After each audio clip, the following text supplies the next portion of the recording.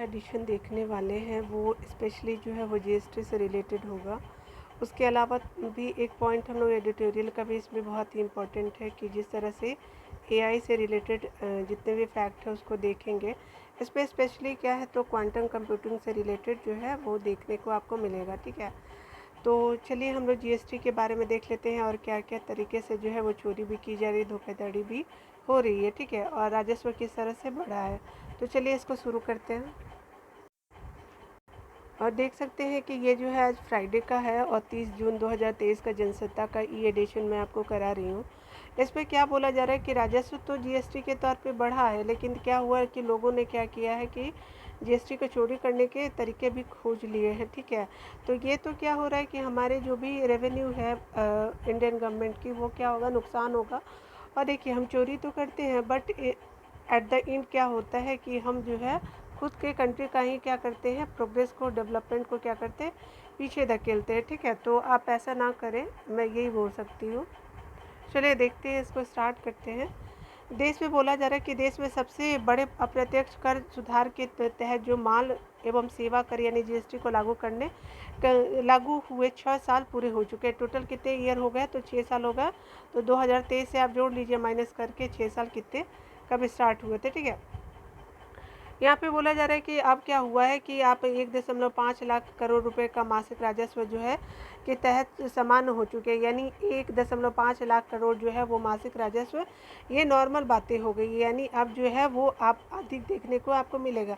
हालांकि कर प्रणाली में धोखाधड़ी के नए तरीके भी आजमाए जा रहे हैं। ठीक है, लेकिन क्या हो रहा है कि लेकिन कर अधिकारी उनसे निपटने की कोशिश में भी लगे हुए कि ये जो हमारे जो आपके ऑफिसर लोग भी हैं वो भी देख रहे हैं कि किस तरह से कर टैक्स का जो चोरी किया जा रहा है जीएसटी का, उसको कैसे रोका जाए। ठीक है, इनपुट टैक्स जो क्रेडिट है, इनपुट टैक्स क्रेडिट यानी आईटीसी जिसको बोला जाता है, का दावा है करने के लिए जाली दस्तावेजों के आधार पर फर्जी कंपनियां बनाने वालों की धरपकड़ी के लिए जो है आप देख सकते हैं जीएसटी अधिकारियों ने डाटा विश्लेषण, कृत्रिम बुद्धिमत्ता यानी एआई और मशीन लर्निंग का इस्तेमाल करना भी शुरू किया है। ठीक है,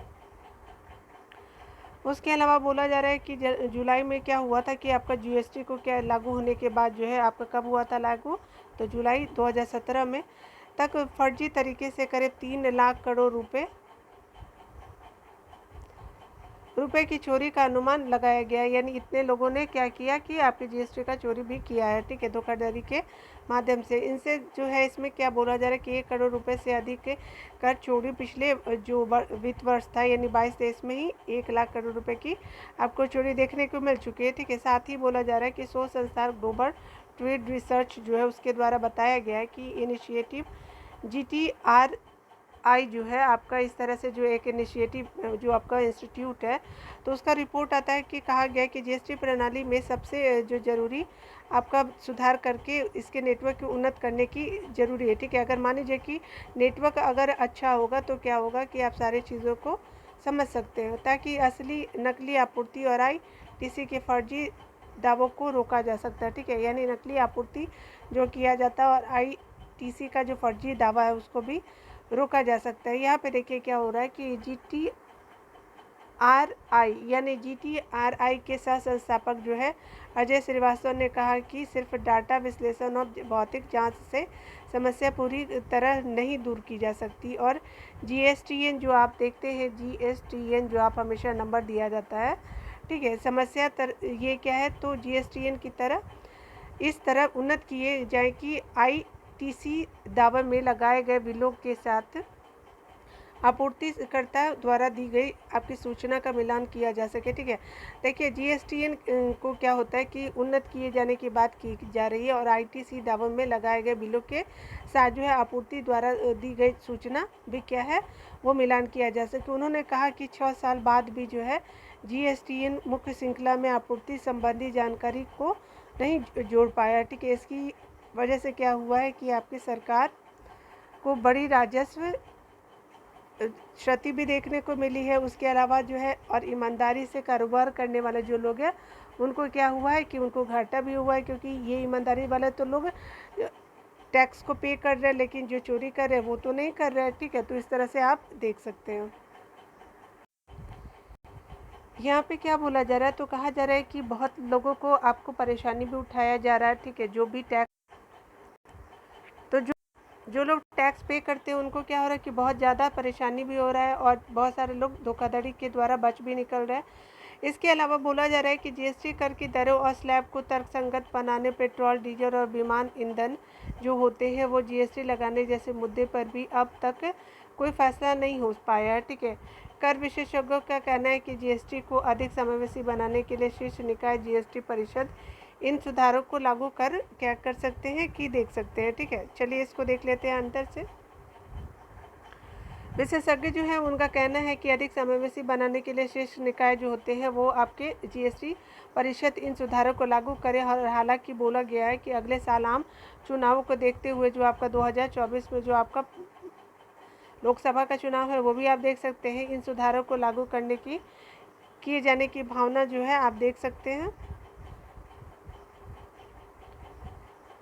ही दिख रही है। उसके अलावा सलाहकार फर्म नागिया एडर्सन इंडिया में जो है निर्देशक जो अप्रत्यक्ष कर से रिलेटेड है, तनुश्री के द्वारा बताया गया है कि ऑनलाइन गेमिंग हो गया, क्रिप्टो करेंसी से जुड़े लेन देन जो हो गए, ईवी चार्जिंग, बुनियादी ढांचे और जीएसटी अपीलीय न्यायाधिकरण की स्थापना जैसे मुद्दे पर अभी अस्पष्टता आने का इंतजार किया जा रहा है। और आपका जो वित्त मंत्री हैं उनके द्वारा जीएसटी काउंसिल को क्या किया गया था, तो आपका सितंबर 2016 में स्थापना के बाद ही अब तक जो है 49 जो बैठकें आपको देखने को मिल चुकी है, ठीक है। उसके अलावा आप देख सकते हैं कि इसमें बताया गया कि यह नीतिगत मुद्दे और जीएसटी दर के बारे में निर्णय और शीर्ष संस्था है कौन, तो जीएसटी काउंसिल जो होते हैं जीएसटी से रिलेटेड सारे मुद्दे को ये लेती है, ठीक है।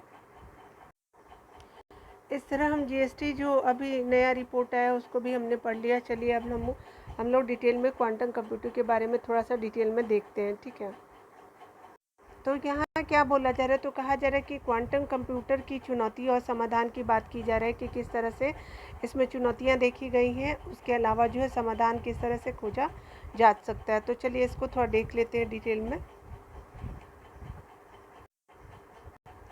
इसमें बताया जा रहा है कि तकनीक और विज्ञान आज हमारे जो है हर जो मानव की ज़रूरत बन गई है, ठीक है। इसके बिना हर मनुष्य खुद को क्या अधूरा महसूस करता जा रहा है। और क्वांटम कंप्यूटिंग एक तेज़ी से उभरती हुई तकनीक भी है, ठीक है। आपको ये कब काम आएगा, तो ये आप जब मेंस आंसर राइटिंग लिखेंगे ना, आप चाहे यूपीपीसीएस दीजिए या फिर बीपीएससी दीजिए, उसके अलावा जो है आपका जो है यूपीएससी वाला जब आप पेपर देंगे तो ये सब पॉइंटों को आपको ऐड करने से क्या होगा कि मार्क्स को जो होगा वो इंक्रीजमेंट होगा, ठीक है। तो आप याद रखिएगा इस चीज़ को, ठीक है। ऐसे है तो आप समझदार होंगे, मुझे बताने की ज़रूरत नहीं, बट फिर भी मैंने आपको एक रिमाइंड करा दिया।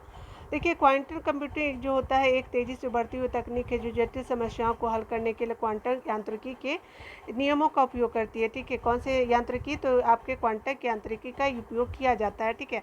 तो मैं जूम कर देती हूँ, ठीक है। फिलहाल दुनिया में गिने चुने क्वांटम कंप्यूटर ही विकसित हुए हैं, ठीक है।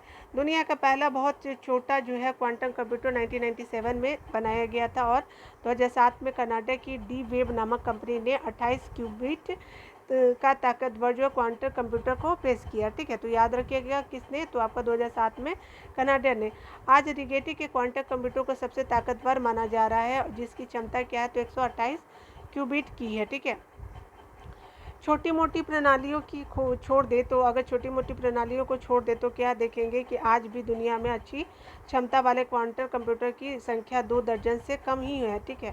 यानी अच्छी गुणवत्ता वाला जो है आपके 2 दर्जन यानी 24 से भी कम ही देखने को मिलते हैं। उसके अलावा जो है क्वांटम कंप्यूटर का ख्याल जो है वैज्ञानिकों के दिमाग में उस वक्त आया था जब उन्होंने समझा कि परमाणु प्राकृतिक रूप से सूक्ष्म कैलकुलेटर है, यानी परमाणु क्या है, एक प्राकृतिक रूप से सूक्ष्म कंप्यूटर है। तभी क्या किया गया, तो वैज्ञानिकों ने क्वांटम कंप्यूटर का आविष्कार किया। इस तरह से उनके दिमाग में ये थॉट आया, ठीक है।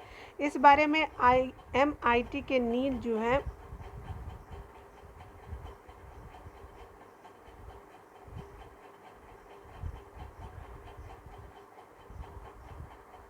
कि जो एगेशियन फील्ड नाम के जो आपके हैं वो क्या बोलते हैं कि प्रकृति की गणना करना मालूम है, ठीक है। कहना है कि प्रकृति की गणना आप कर सकते हैं। गेरिसन फील्ड ने IBM के आइजक चुआंग के साथ मिलकर के क्या किया, अभी तक के सबसे सफल कंप्यूटर का निर्माण किया। तो याद रखिएगा गेरिसन फील्ड और उसके अलावा आपके आइजैक चुआंग के साथ उन्होंने ये काम किया था, ठीक है। आप एक ओवरव्यू रख सकते हैं, हर चीज़ को तो पॉसिबल नहीं है, लेकिन आप अगर आंसर राइटिंग में आप लिख देंगे तो ये बहुत ही इंपॉर्टेंट हो जाएगा, ठीक है। भौतिकी नियमानुसार जब कोई भी परमाणु प्राकृतिक रूप से घूमता है तो ये या तो ऊपर की तरफ जाता है या नीचे की तरफ जाता है, ये प्रकृति का नियम है, ठीक है। भौतिकी के नियम के अनुसार आप देख सकते हैं। उसी तरह जो है कंप्यूटर जो है भी देखने को मिलता है कि उसी तरह जो कंप्यूटर में भी देखने को मिलता है। क्वांटम कंप्यूटर क्यूबिट्स के माध्यम से गणना और डेटा संग्रह और उसका विश्लेषण आदि करते हैं। परमाणु के घूमने की प्रक्रिया एक ही समय में ऊपर या नीचे दोनों तरफ हो सकती है। इस तरह यह एक पारंपरिक कंप्यूटर के बीच के बराबर से कहीं ज़्यादा बेहतर हो सकता है, इसलिए इसे क्यूबिट कहा जाता है। इसे क्वांटम कंप्यूटर का नाम भी दिया जाता है। क्यूबिट क्या होता है, तो देखिए क्यूबिट होता है क्या, तो क्वांटम भौतिकी के दो प्रमुख सिद्धांतों पर कार्य करते हैं, ठीक है। क्यूबिट क्या होता है, तो आपके क्वांटम भौतिकी के दो प्रमुख सिद्धांतों पर कार्य करते हैं। पहले क्या होता है, सुपरपोजिशन होता है, जिसमें क्या किया जाता है कि प्रत्येक क्यूबिट एक ही समय में एक और शून्य दोनों को प्रदर्शित करते हैं। तो सुपरपोजिशन जब होता है तो एक और शून्य दोनों को एक साथ ही आपका ये प्रदर्शित करता है, दर्शा सकता है, ठीक है। उसके अलावा आप देख सकते हैं कि दूसरी एनटैगमेंट में क्या होता है कि जिसमें सुपरपोजिशन की अवस्था में क्यूबिट्स एक दूसरे के साथ सहसंबंध हो जाते हैं, ठीक है। दूसरे में जो बोला जा रहा है एनटैगमेंट में, यानी एक स्थिति चाहे वह एक हो या शून्य हो, ठीक है, वह दूसरे की स्थिति पर निर्भर कर सकते हैं, यानी एक दूसरे की स्थिति पे एक और शून्य निर्भर करते हैं। इसका मतलब यह हुआ कि क्यूबिट आपस में एक दूसरे से जुड़े हुए हैं, मगर एक पर काम किया जाता है, ठीक है। चाहे आप एक पे कीजिए या पे दूसरे पे कीजिए, दूसरा इससे प्रभावित होता है। अगर एक पे काम करेंगे तो आपका दूसरा भी जो है प्रभावित होगा। यहाँ तक कि यह प्रभाव अभी होता है जब वे काफ़ी अधिक दूरी पर होते हैं, ठीक है। अगर अधिक दूरी होंगे तो ये भी आपके अभी प्रभाव देखने को मिलता है। उसके अलावा देखिए क्वांटम जो होते हैं वो कंप्यूटर की कंप्यूटिंग शक्ति में क्यूबिट्स बढ़ने के साथ साथ चरघातांक की जो वृद्धि होती है, ठीक है। उसके अलावा देखिए क्या होता है, उसके अलावा देखिए आपके पारंपरिक कंप्यूटर के उलट जो है वो क्वांटम कंप्यूटर सिर्फ दो अवस्थाओं तक सीमित नहीं है, ठीक है। पारंपरिक कंप्यूटर के उलट जो है क्वांटम कंप्यूटर दो अवस्थाओं तक ही सीमित नहीं है। सामान्य कंप्यूटर में जहां ट्रांजिस्टरों का इस्तेमाल होता है, वहीं क्वांटम कंप्यूटर में परमाणुओं, इलेक्ट्रॉन, आयन, फोटोन आदि का भी प्रयोग होता है, जिन्हें एक दूसरे पर सुपरपोज किया जाता है, ठीक है। यानी आपका बोला जा रहा है कि क्वांटम कंप्यूटर के काम करने का तरीका पारंपरिक कंप्यूटर से एकदम अलग है, और इसकी क्षमता क्या है, तो 10 लाख गुना ज़्यादा होती है नॉर्मल कंप्यूटर से, ठीक है। आप ये इसके फीचर में लिख सकते हैं। मसलन बोला जा रहा है कि RSA नामक एक इनक्रिप्शन प्रणाली के जरिए इनक्रिप्टेड की गई सूचना को डिकोड करना इतना मुश्किल होता है अगर सामान्य कंप्यूटर की मदद से इन इंस्क्रिप्शन को तोड़ने की कोशिश की जाए। अगर सामान्य कंप्यूटर का आप यूज़ करेंगे तो आपको बहुत ज़्यादा इंक्रिप्शन को तोड़ने में समस्या आएगी, लेकिन वो होगी, और तो एक सेकेंड में 10 खरब गणनाएँ करने लायक बेहद शक्तिशाली कंप्यूटर को भी इस काम में 3000 खरब साल लगेंगे, ठीक है। और इसको जो है काफ़ी समय लगेगा कि आपको 3000 जो है वो खरब साल लग जाएंगे। दूसरी तरफ बोला जा रहा है कि 10 लाख गणनाएँ जो प्रति सेकंड करने में सक्षम है। उसके अलावा जो साधारण कंप्यूटर जो है वो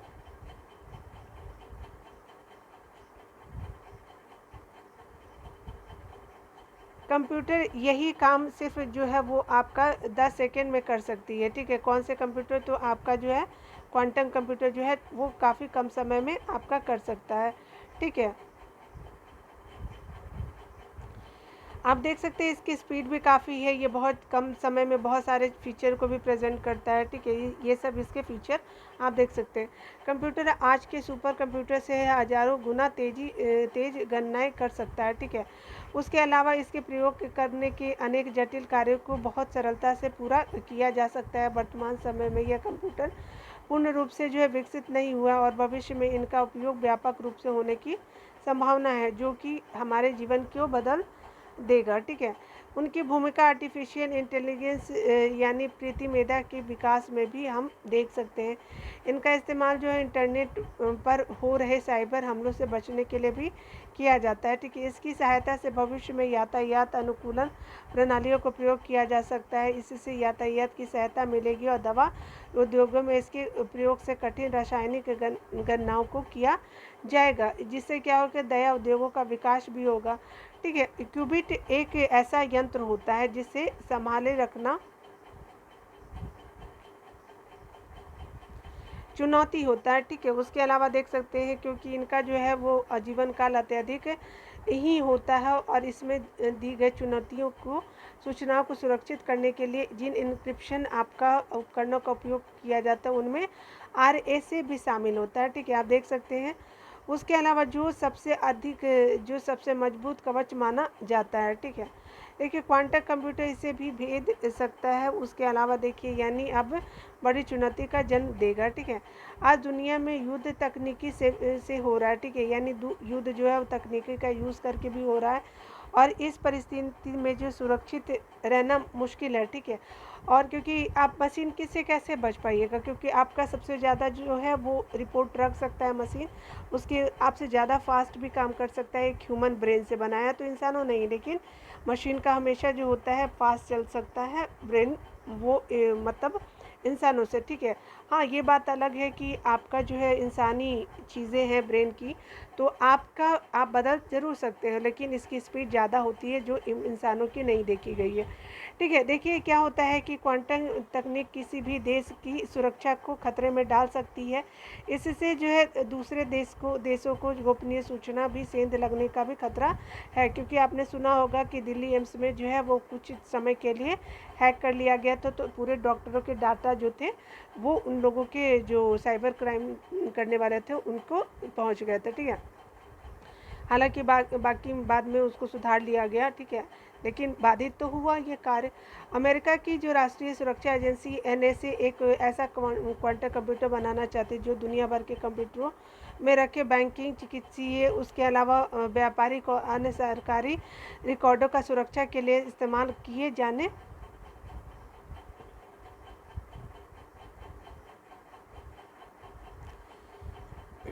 जाने वाले हर तरह के एन्क्रिप्शन को भेज सके। इससे दुनिया के सभी देशों की सुरक्षा प्रभावित हो सकती है। ठीक है, वैश्विक भूख अब सूचकांक में लगातार जो है पिछड़ने वाले देश में भारत क्वांटम कंप्यूटर के क्षेत्र में रिसर्च और डेवलपमेंट के लिए सरकार के पास निवेश की कमी महसूस होती है। ठीक है, अगर आप देखेंगे तो इस तरह से आपका क्या बोला जा रहा है कि जो वैश्विक भूख सूचकांक में लगातार पिछड़ रहा है इंडिया जो है, क्वांटम कंप्यूटर के क्षेत्र में रिसर्च और डेवलपमेंट के लिए सरकार के पास जो है वो निवेश की कमी महसूस होती है। साथ ही क्वांटम कंप्यूटर के जो विकास के लिए भारत में आधारभूत ढांचे और वैज्ञानिकों का अभाव है, जो इस क्षेत्र में एक बड़ी बाधा है। हमारे देश में जो है अब भी क्वांटम कंप्यूटिंग के क्षेत्र में निजी संस्थाएं कम रुचि ले रही है, इसलिए निजी क्षेत्र को प्रोत्साहित करने की ज़रूरत है। भारत सरकार के पास जो है अब तक कोई ठोस रणनीति नहीं है। ठीक है, जो क्वांटम कंप्यूटर के विकास में बहुत बड़ा रोड़ा बना हुआ है। ठीक है,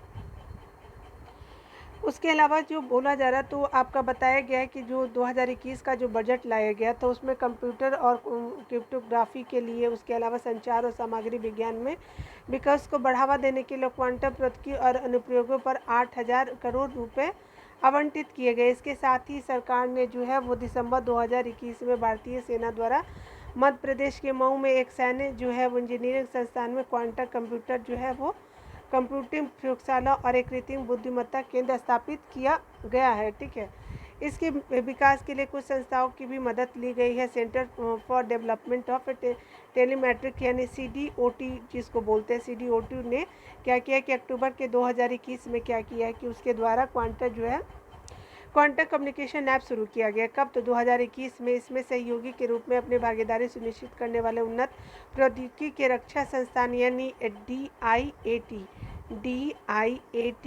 ठीक है, और centre of development of advance computing जो है आपका CDAC जो है वो क्वांटम कंप्यूटर की सहयोग और विकसित करने के लिए सहमति दी है। ठीक है, विज्ञान और प्रौद्योगिकी विकास एवं आपका IISER पुणे के लगभग जो है 13 अनुसंधान समूहों द्वारा क्वांटम तकनीकी के विकास और बढ़ाने के लिए आई हब क्वांटम टेक्नोलॉजी फाउंडेशन का उपयोग किया गया है। तो देख सकते हैं IISER जो है पुणे में स्थित है। तो ये क्या किया है कि इस तरह से इनिशिएटिव लिया है और 13 अनुसंधान के समूहों को डेवलप भी किया है। ठीक है, इसके तहत इसके विकास के लिए जो है कई नए उद्यम भी साथ दे रहे हैं। यह जो है आपका तकनीक एक ऐसी चीज़ है जिसे एक दिन सभी के लिए जो उपयोगी माना जाता है। ठीक है, जा सकता है, लेकिन अभी कंप्यूटर विशिष्ट कार्यों के लिए ही डिजाइन किए जा रहे हैं। आज जिसके पास डेटा है वही जो है वो शक्तिशाली है। ठीक है, क्वांटम कंप्यूटर डेटा प्रोसेस करने की रफ्तार बढ़ा सकता है, कम जगह में जो है ज़्यादा डेटा जमा कर सकता है। ठीक है, और डेटा प्रोसेस और गणना तकनीकी की अधिक दक्ष बना देगा। ठीक है, इससे क्या होता है कि आपका ऊर्जा की बचत भी कम होगी। ठीक है, इससे क्या होती है कि ऊर्जा की बचत भी आपको कम देखने को मिलेगी। ठीक है, तो इस तरह से हमने देख लिया क्वांटम कंप्यूटर की जो भी चुनौतियाँ थी और समाधान को हमने देख लिया। तो आज के लिए बस इतना ही रहने देते हैं, फिर मिलते हैं नेक्स्ट एडिटोरियल में। ठीक है, आपका हो सकता है कल 1 जुलाई का हो जाएगा। तो चलिए हम लोग मिलते हैं अगले वीडियो में। टेक केयर, खुद का ख्याल रखिए और अच्छे से रहिए।